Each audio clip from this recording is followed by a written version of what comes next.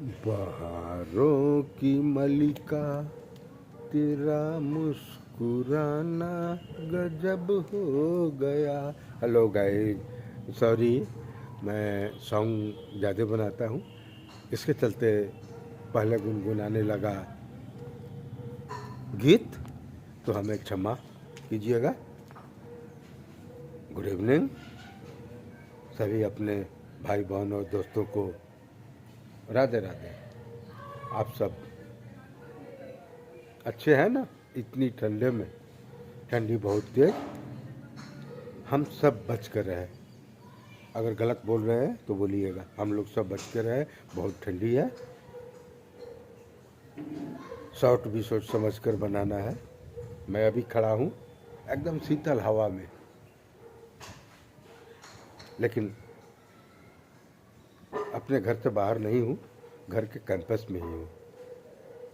पीछे साइड में मैं कुछ शॉर्ट बनाने के लिए ही, कुछ ब्लॉगिंग करने के लिए ही ये सब पौधे लगा रखे हैं। मैं इसी में अपना बनाते रहता हूँ। आज अर्लियर मैं अपने वर्क से वापस आया, जल्दी अपना काम फटाफट ख़त्म कर लिया, क्योंकि एक ब्लॉगिंग करना था, ये भी मुझे दिमाग में था। और लंच लेकर नहीं गए थे। अक्सर मैं बाहर का खाना खाया नहीं करता हूँ, जो घर पर मिलेगा, सूखा रोटी रहेगा वो लंच ले लूँगा, लेकिन मैं बाहर का समोसा वगैरह ये सब मैं नहीं खाता हूँ। और आप सबसे मैं भी यही बोलूँगा कि जो फुचका, पानी पूरी आदि आदि आप लोग खाते हैं ना, ये सब बाहर का चीज़ें नहीं खाइए, बहुत गंदा चीज़ है। और मुझे निकलने के बाद घर की याद हमेशा आती रहती है, क्योंकि हमारी वाइफ कार्डियो अटैक पेशेंट है।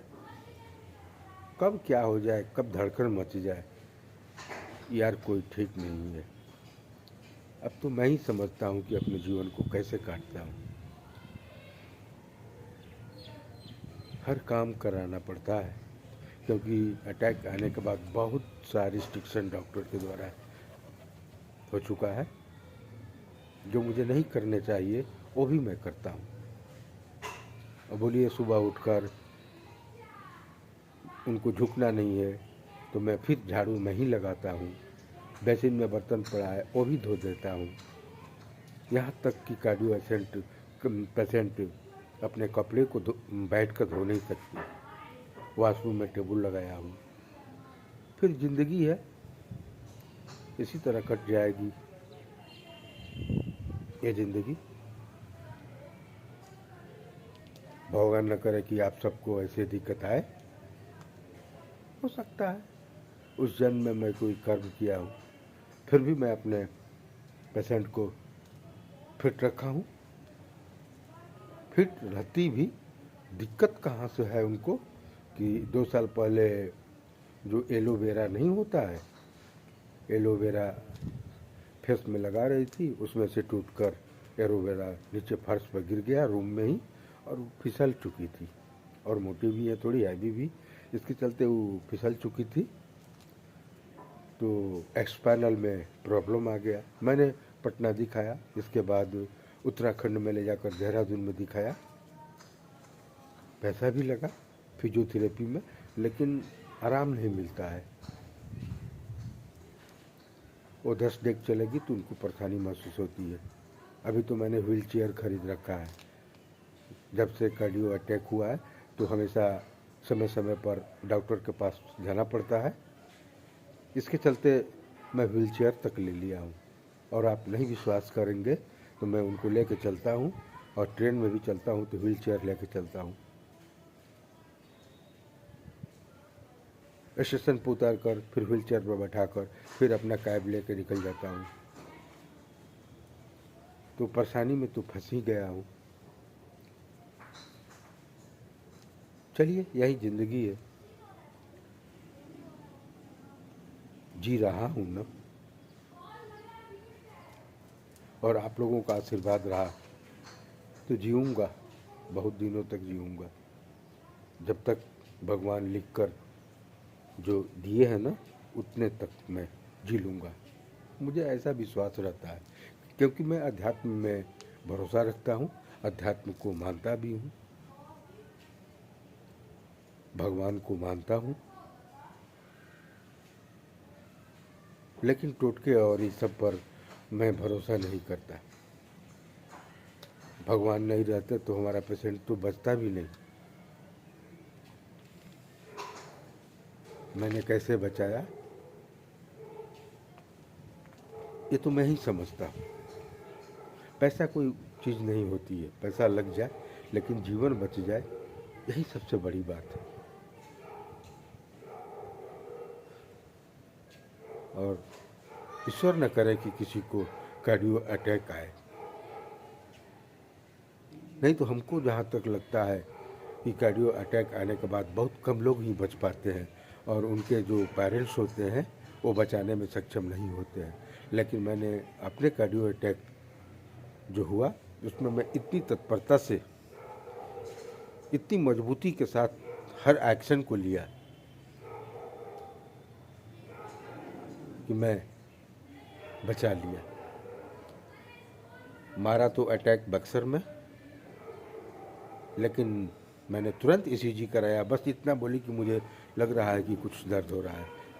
इसके बाद तुरंत मैंने ईसीजी कराया, सेल्फ कराया, डॉक्टर को भी दिखाया, लेकिन डॉक्टर ने ईसीजी नहीं लिखा। मैं सेल्फ ईसीजी कराया।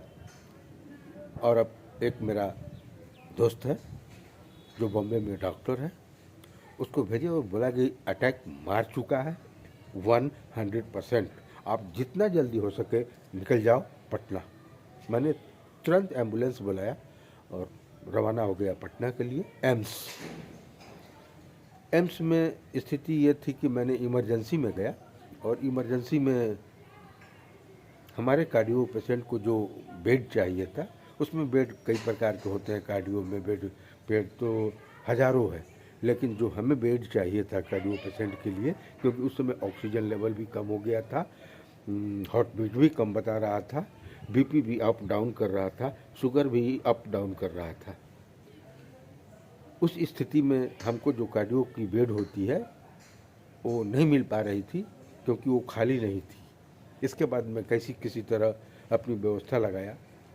व्यवस्थाएं तो हर जगह चलती हैं। इसके बाद मैंने आईजीएमएस में गया, वहाँ भी 5-6 घंटा लग गया, जो मुझे बेड की ज़रूरत थी। आईजीएमएस में एक आईसीसीओ करके कार्डियो सेंटर है, जिसको एडवांस कार्डियो भी बोलते हैं। तो एडवांस कार्डियो में एंट्री मिला। उसमें वहीं जाते हैं लोग जो मौत से खेलते हैं, और उनमें जो व्यवस्था है अंदर में, वो शायद प्राइवेट में नहीं देखने को मिलेगा। यार, प्राइवेट के डॉक्टर को मैं तो मानता भी नहीं हूँ। उसमें डॉक्टर बैठे हैं ना, मुहर लगा है उन पर डॉक्टर का, और रिसर्च करते हैं। इसके बाद जो रिसर्च शुरू हुआ, 17 दिनों तक ऑक्सीजन पर रखना पड़ा। टोटल 2.5 महीना से 3 महीना लगा पेशेंट को फिट होने में। मैं ये बताना चाहता था, बहुत पहले वीडियो बनाना चाहता था इसका, और बोला भी था एक वीडियो में कि मैं अपनी 2.5 महीना का मेडिकल जीवन के बारे में बताऊंगा, मैं कैसे जिया हूँ। यार, मैं कार्डियो वो जो एडवांस सेंटर था ना, उसके बाहर गेट के आगे मैं बैठा रहता था। कब क्या धड़कन, कब क्या खबर आ जाएगी। लोगों को सीट नंबर से बुलाया जाता है, इतना नंबर, सीट नंबर, आप इधर आ जाओ। तो ये धड़कन बराबर बना रहता था कि कोई खबर ऐसा न आ जाए, क्या हो जाए। क्योंकि मैं देखता था कि और से पेशेंट के जितने भी पेरेंट्स बैठे हैं, मैं ही बाहर नहीं बैठा रहता था, और लोग भी बाहर बैठे रहते थे। गाइज, मैं देखता था, किसी की मौत देखता था, किसी को इमरजेंसी एकदम, किसी को क्या क्या मैंने देखा। इससे डर भी हो गया था। ये नहीं सोचता था, भोजन नहीं सोचता था। कभी ब्रेकफास्ट किए, कभी नहीं किए, कभी इसी तरह रह गए। इसका नतीजा क्या हुआ कि मेरा 5 किलो वज़न 2.5 महीना में घट गया।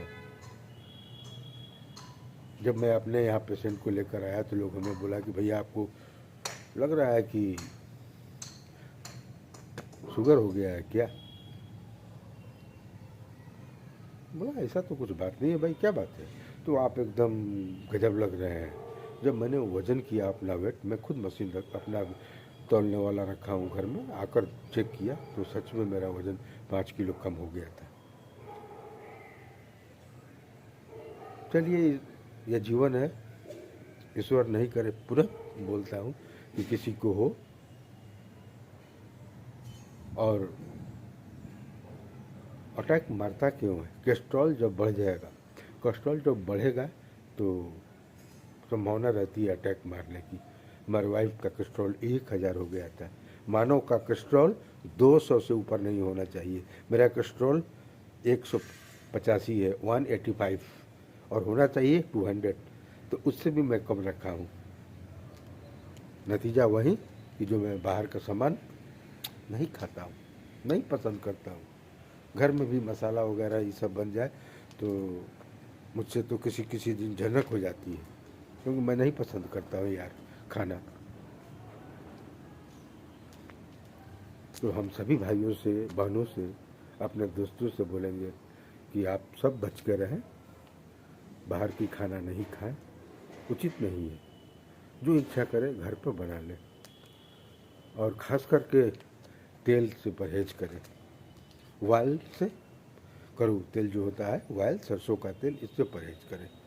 और ख़ासकर तेल अगर पिरोया हुआ मिल जाए उसी का यूज करें, ये बोतल की तेलों को यूज नहीं करें। तो यही सब गाइस बात है।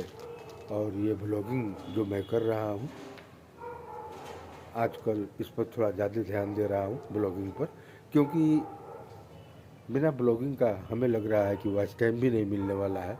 और आप सबसे भी मैं हर वीडियो में बोलता हूँ, अपने जितने भी हमारे साथी हैं जो मनो के लिए प्रयास कर रहे हैं, मनो को क्वालिफाई करने के लिए डेली वर्क कर रहे हैं, उन सभी साथियों से मैं बोल रहा हूँ कि एक छोटा छोटा क्लिप वीडियो का बनाया कीजिए, बहुत ज़रूरी है।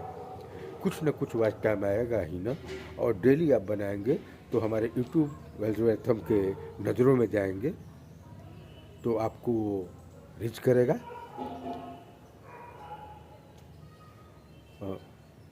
यही सब बातें हैं। और मैं एक सादा साफ सुथरा व्यक्ति हूँ, हमें आप लोग बुरा कभी नहीं समझिएगा। जो भी हमारे यूट्यूब फैमिली के साथ जो भी हमसे जुड़ा हुआ है, मैं उसको बहुत दिल से बताऊँ क्या, चीर कर तो दिखा नहीं सकता हूँ, दिल से मानता हूँ और प्रयास करता हूँ कि आपके कमेंट को लाइक करूँ।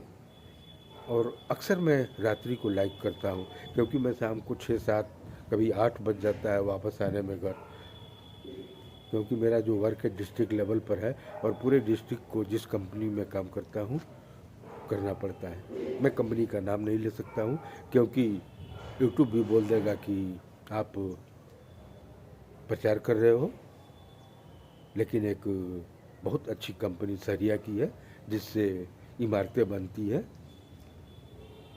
वही कंपनी है, उसका नाम नहीं लूँगा। नाम नहीं लूँगा तो प्रचार नहीं होगा, तो नाम लेकर नहीं बोल रहा हूँ। उसी कंपनी में मैं वर्क करता हूँ। मेरा वर्क सेल मीटिंग लेना, लोगों को समझाना, भली भांति से डील कर लेता हूँ। सब कुछ बता देता अपने वर्क के बारे में, मुझे कितने सेल करने की जो एजेंडा होती है, उसको क्या बोलते हैं, जो हमें प्रोग्राम दिया जाता है 30 दिनों का, उसको मैं सफलतापूर्वक करता हूँ। तो हमें कोई दिक्कत नहीं है। और आप लोगों से मैं भी कई वीडियो में बोल चुका हूँ कि यूट्यूब के सहारे नहीं रहिए, साइड से अपना काम कीजिए। इसके सहारे आप रहेंगे और सोचेंगे कि मैं परिवार चला लूँगा, तो ये संभव नहीं है। हाँ, ये जिस दिन चमक जाएगा, जब ऑडियंस और ईश्वर की झंडा आप पर लहर जाएगी, तो आप कुछ पैसे कमा सकते हैं। तो इसी सब बातों के साथ मैं आप सबसे विदा लेना चाहता हूँ, और हम पर किसी प्रकार का ईर्ष्या नहीं आप लोग करें। मैं एक स्वच्छ साफ सुथरा व्यक्ति हूँ, और वैसे ही परिवार से भी बिलोंग करता हूँ। तो फिर मिले आप सबसे किसी और वीडियो में, कहीं और जगह मिलेंगे। तब तक के लिए बाय बाय, टाटा।